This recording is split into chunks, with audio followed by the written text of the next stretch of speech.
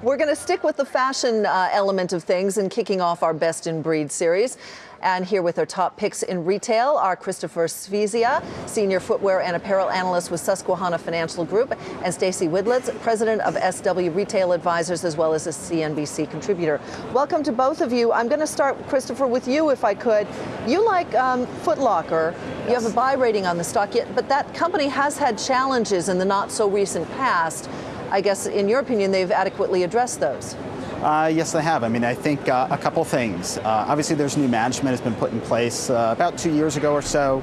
I think the focus has been definitely on improving operational execution at this company, from inventory management to product margins, particularly in apparel.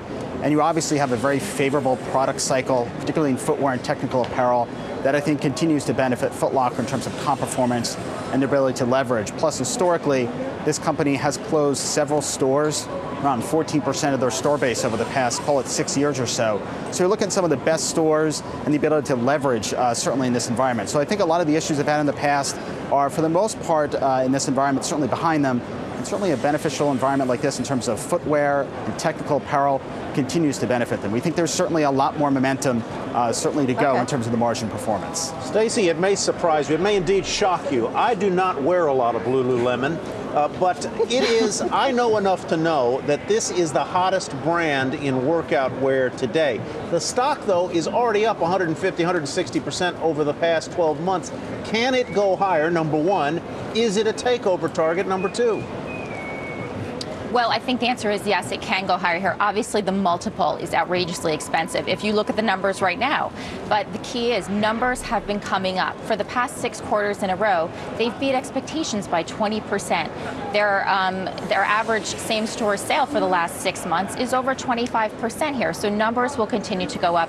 And, you know, talking about the Missoni target, you could jump on that with Lulu and just say, this year, you really have to look at retailers that have differentiated product in this kind of environment.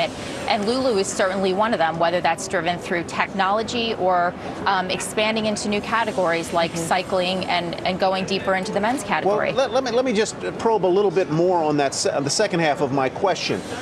It's not that people can't knock off that kind of workout wear. Nike could do it, Reebok could do it, a lot of people could do it, or they could buy the company. Right. So a lot of people are trying to knock off Lulu right now. You're certainly seeing Gap is doing it. Nordstrom has rolled out a line. They actually hired somebody from Lulu, so they have a line that's trying to mimic it. Mm-hmm. Everybody's giving yoga in their stores like Lulu is. So you can try to copy it, but it's really the product and the technology and the fabrics that's driving that loyalty there. And certainly, down the line, could it be a takeover target? Never say never here, but standing on its own, it really is distinctive, the product. Christopher, I'm going to get to you in 1 minute, but Stacey, the question really is how much of the increase in the stock is based on the fact that the rumors are out there that it's a takeover target, and so it's being played as a takeover target.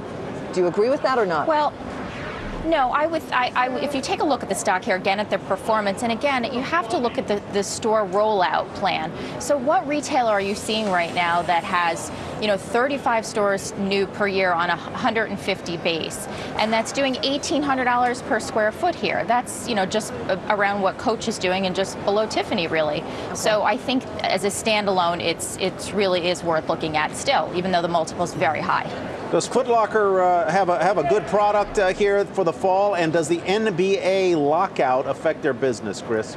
So I think from a product perspective, I think the momentum continues, whether it's from Nike or Reebok or Adi or New Balance or Saucony. There's certainly a lot of new product innovation that's out there that I think will continue to drive demand in this business. Plus, this is a company that's been generating double-digit comp growth throughout the first half, and we think there's certainly some momentum that can drive that to some degree in the back half as well. From an NBA perspective, I think nobody really knows ultimately what the decisions are going to be here. I will say that the majority of basketball product, particularly footwear, is fashion-based. So it's not really worn for its functional purposes. So some of the top sellers you're seeing out there in the marketplace are Jordan product selling for $150. That's fashion product. I will say there is some risk as it pertains to licensed jerseys, but that's a very, very small piece of Foot Locker's business, and they can obviously have some contingency plans to make some changes to that product. Thank you all very much.